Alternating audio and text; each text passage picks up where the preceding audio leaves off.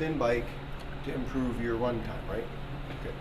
Your run time is really only going to get better if your heart is trained, okay, as an individual muscle, right, the independent little beautiful little pump that it is, to get oxygen out to the legs, right? So if you know when you do your training outside and you're running that lap and your heart rate is up in that 160, 170 zone, okay, 85, 90%, 95% on your test, use the bike to train at those 2-minute intervals to train your heart to be able to function at that level, all right? If you were to go out and run sprints every day, 6 or 8 sprints every day at 2 minutes, at 170 heart rate, you're going to kill your knees and you're going to kill your back and hips. But on here, as I'm going to show you, you can train your heart for those 2-minute intervals, right? Without any pressure on the joints. And I'm using 2 minutes as a generic. If you wanted a 12-minute, mile-and-a-half test, run time, 2 minutes a split, 2 minutes a lap, okay? Now I know we have the track from Transformers out here, okay?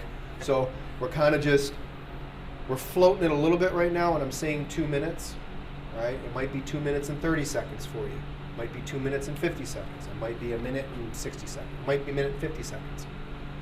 Until I can get out there and really put a wheelie on and work at it, I'm going to go with 2-minute splits, all right? 2-minute quarter-mile bursts that will give you a 12-minute overall time for training. At the end of the day, if I can get you doing 2-minute bursts on here with rest times in between of 60, 50, 40, 30, descending down each week, you're still going to do great out there because your heart's going to be trained. Does that make sense? Okay. So how do we do that? We say, okay, we go out there, we do our test, we know that our time is 2 minutes and our heart rate is like 160, 170. Make sense? So we're going to warm up on the bike for a couple minutes, and then we're going to blast our heart rate up for a 2-minute interval. And then we're going to sit back and pedal slow for 60 seconds. Then we're going to blast it back up for 2 minutes. And then we're going to slow it back down for 60 seconds. We're going to do that 6 times. And we're not going to do that 6 times today. I'm just going to give you a taste of how to do it. The next week you come back and you do 2-minute burst with a 50-second interval in between of rest. Then you do the next week a 40-second interval, a 30-second interval, a 20, depending on how much time you have between the tests. So she waits till 4 weeks before, generally? No, 3 months. Okay, so 12 weeks. So you have a full 12 weeks. I mean, yeah, 3 or 4 months. Okay. Because I'm pretty good at it. All right, so if she knows she's going to plan out 12 weeks, then her rest in between her 2-minute burst is going to be 60 seconds, 55 seconds the next week, 50 seconds the next week, 45 seconds the next week. See how it works, how it goes down? So you're making your money not necessarily on the burst, you're making your money on the rest in between the burst over time. So over the course of 12 weeks, those 2-minute bursts where you're training your heart to function, there's no rest in between, it's just a straight 12 minutes. Make sense? And Tim, I think you touched on it, but when you say burst, your target during those 2 minutes is your heart rate. Is that heart rate, that high intensity. So you need to be able to monitor your heart rate and know where it should be. Correct. And that's now, what you're shooting for. Absolutely. If you don't have a Garmin heart rate monitor, and I need to find out, or we need to find out with the Kaiser bike, does the Garmin link up automatically with the Kaiser bike? And that's something I'll get in touch with with the fitness facility. But if you don't have a heart rate monitor that connects with the bike, just wear the strap and the wristband, and then you can check your heart rate that way. Okay? Where do they get the... They're like $50, Vivo Fit. For difference, I have a treadmill.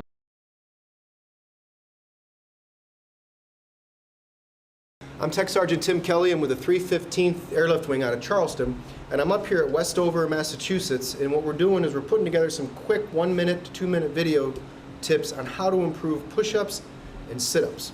All right, a little bit on the run, a little bit on cross-training. This focuses on sit-ups, all right? So most people will do their sit-ups with their feet in nice and close here without using a tow bar, okay? We want you to have someone holding your feet. When they're holding your feet, have that person get right up on you. Drive that force into the full part of the foot to keep the foot flat on the floor. Now, I want you to watch what happens to his knees as he does the sit-up this way. Go ahead and come down and up.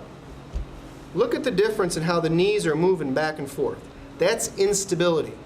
Instability in the sit-up is going to cause a lot of fatigue in here on the hip flexors where most folks are giving out. What I want you to start thinking about is moving your feet out so that the heel lines up with the glute, lines up with the glute here, up the back and into the upper part of the shoulder.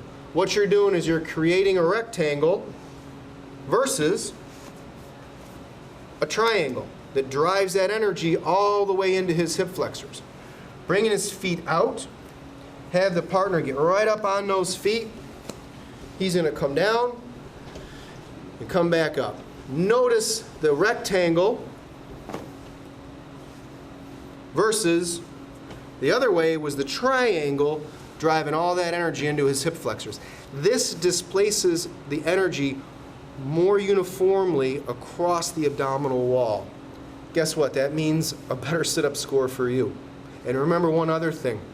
You don't need to come all the way up into here and all the way back down into there. You're wasting energy. Here to here. Here to here. Just touch that thigh. Good luck. Awesome.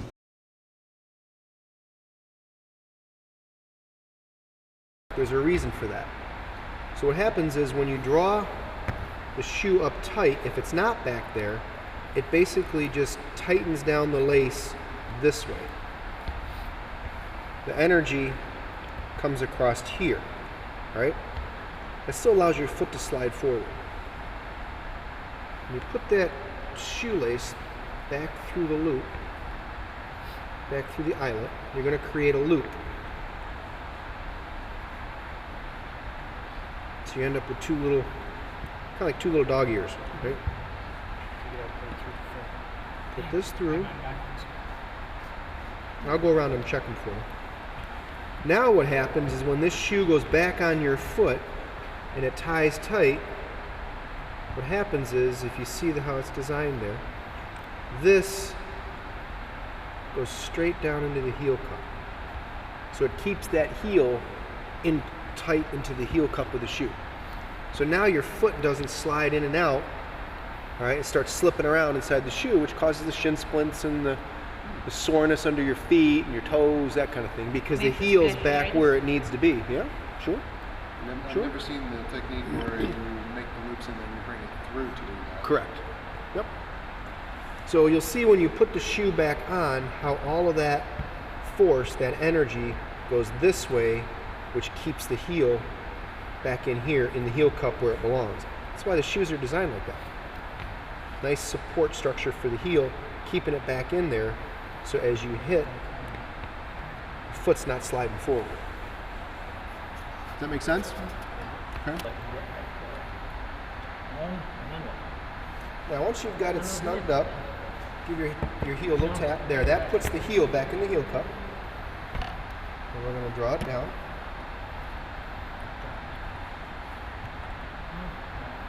And if you look at where that's all going, straight down into that heel. That's going to keep the heel in place. Okay. You got it, sir? No, I know.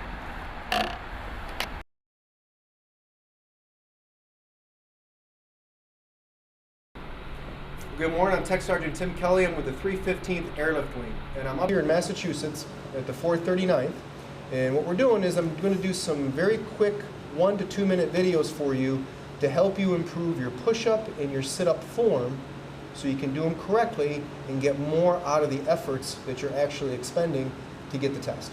So the first step right now is to show you the basic push-up form and where your body should be in relationship to the floor when you do the exercise to help you improve, right? So what we're going to do is come down into our push-up position. You're going to line those thumbs up with the center of your chest, so you see the thumb coming right into here in the center. Hands are going to turn out slightly. What that does is that puts the push-up into your chest, taking it out of your shoulders, front part of your shoulders and your triceps. Your feet, we're going to want your feet out about 12 inches. And what that's doing is lining up the foot with the glute all the way up into the shoulder and across. So what we're doing is we're creating a rectangle from the shoulders down to the heels, a much more stable platform with which to do the push-up. You're gonna sink into the push-up, come down to the proper amount in the right angle, and drive back up.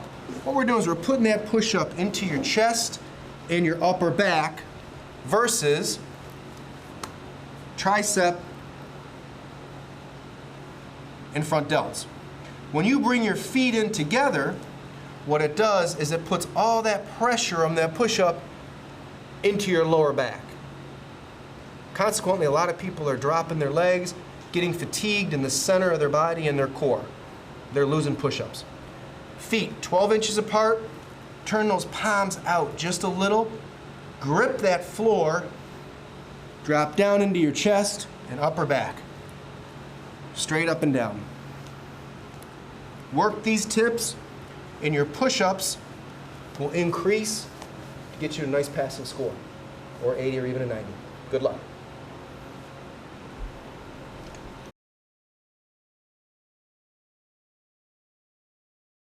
All right, so we had just a couple questions from the seminars on the push-up and sit-up grid. So I just want to make sure that I've explained it thoroughly for you. Figure out what your baseline is. What's the comfortable level you can get to with your push-up and sit-up, all right?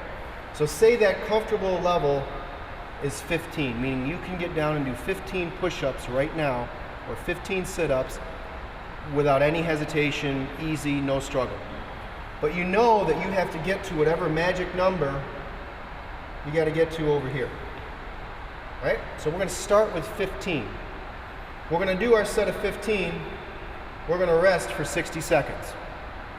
We're going to do our next set of 5 push-ups, and we're going to rest for 60 seconds. Then we're going to do a set of 5 push-ups. So if you are a member and your magic number is 25, you just did 25 push-ups, okay? That's week 1. You're going to do this a couple times during the week. Next week, you're going to come back. You're going to do your baseline of 15, but you're going to rest for 55 seconds. Then you're going to do your set of 5. You're going to rest for 60 seconds. You're going to do your set of 5. Gives you your magic number of 25.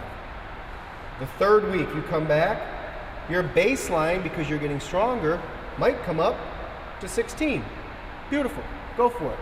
But your rest period still drops another 5 seconds to 50. Do your set of 5, 50, do your set of 5.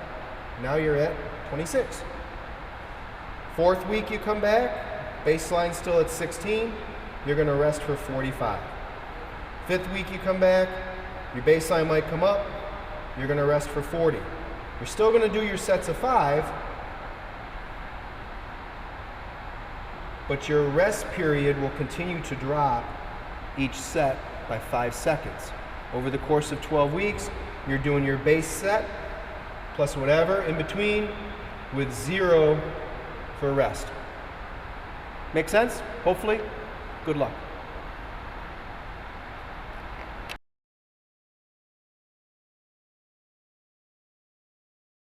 So Tim Kelly with the 315th Airlift Wing, and I'm up here at Westover, Mass. And we're out there on the track trying to help folks learn how to improve their run score on the 3-lap track out there.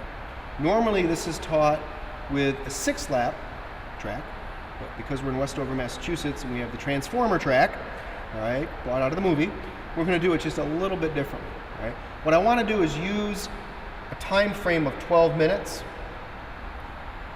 which would give you an average of a 2-minute split. Okay?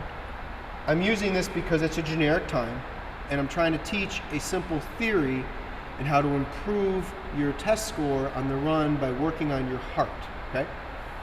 So what we're going to do is we're going to go out, warm up, go to our starting line, and we're going to take off and we're going to run fast as we can for 2 minutes. When we get to that 2-minute mark, we're going to walk for 60 seconds. Okay? Wherever that 60 seconds takes us to, we stop, we run and sprint, for 2 minutes. Wherever we get to on that 2 minutes, we then walk for 60 seconds. Wherever the 60 seconds takes us to, we're going to take off again, sprint for 2 more minutes. We're going to do that 6 times. You're going to do that twice a week. Twice a week on the track. That's week 1. Week 1 gives you 60 seconds of walking in between each 2-minute sprint. All right? The second week you come back, you're still going to do the same 2-minute sprint, but you're going to walk for 55 seconds. Third week, you're going to walk for 50 seconds. Fourth week, you're going to walk for 45 seconds. So the key is to every week reduce your walk time in between your 2-minute sprints by 5 seconds. So over the course of 12 weeks, you're down to 0 walking in between each 2-minute sprint. Your 2-minute sprints are now straight 12 minutes. My hope is that that makes sense as far as working the track. When you're not working the track, come in 2 to 3 times a week. You gotta give me some patience on my writing, of course. And get on a spin bike. The same 2-minute intervals on a spin bike on the track are used on the spin bike.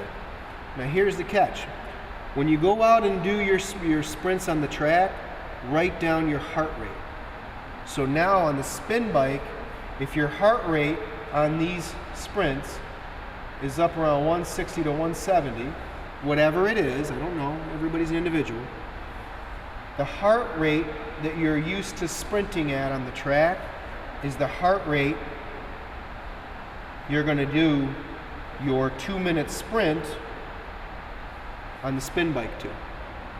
So by doing this, what we're going to do is condition your heart using a spin bike as an individual muscle to get blood and oxygen out to your legs using the same time and the same heart rate as you're going to have to function at out on the track. Good luck with it, and I hope it makes sense. Please replay this video a bunch of times if you need to, but understand that you're making your money on the 2-minute interval sprint, whether the track or the spin bike, with 60 seconds walking in between, down to 50, down to 45, down to 40 over the course of 12 weeks. You're making your money on the walk time or the downtime on the spin bike in between the sprint. Good luck.